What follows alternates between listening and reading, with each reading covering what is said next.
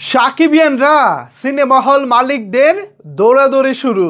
বরবাদ যখনই শুনেছে সেন্সর ছাড়পত্র পেয়ে গেছে তখন থেকে সিনেমা হল মালিকদের মাঝে আলাদা একটা উচ্ছ্বাস লক্ষ্য করা যাচ্ছে।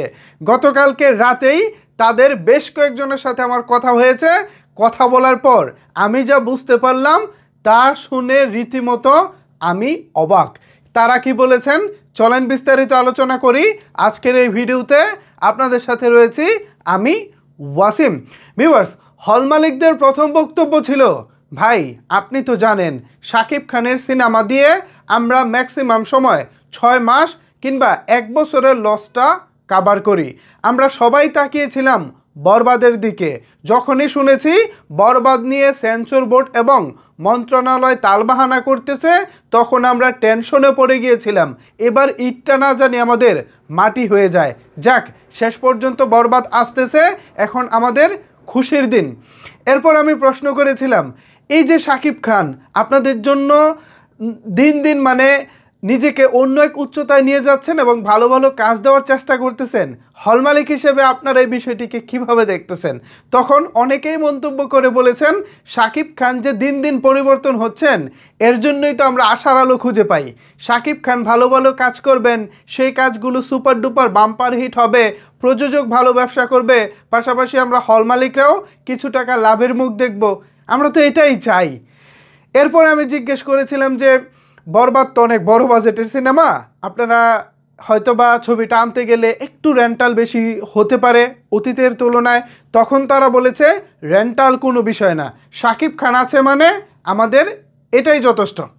শাকিব খান থাকলে অন্তত 3 দিন আমাদের চিন্তা করতে হয় না।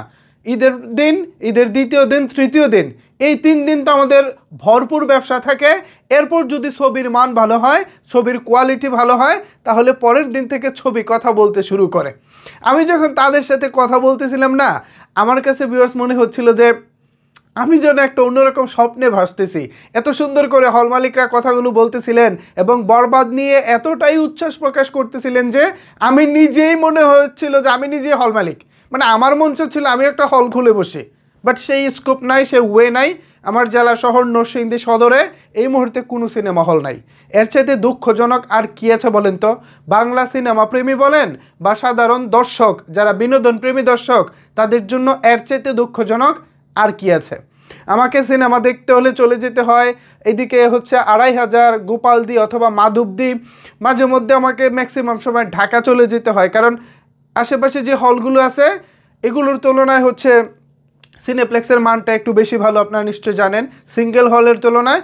বাট 2500 আপনার গোপালদি এই হলগুলোর মানও সিঙ্গেল হল হিসেবে খুবই ভালো। আপনারা চাইলে ঈদের দিন থেকে 2500 সাথী এবং গোপালদি চলন্তিকা দেখতে পারেন। সো ভিউয়ার্স, হল মালিকরা এক্সাইটেড, আপনারা কতটুকু এক্সাইটেড জানিয়ে ফেলুন নিচের কমেন্ট বক্সে। ধন্যবাদ সবাইকে এতক্ষণ আমার সাথে থাকার জন্য।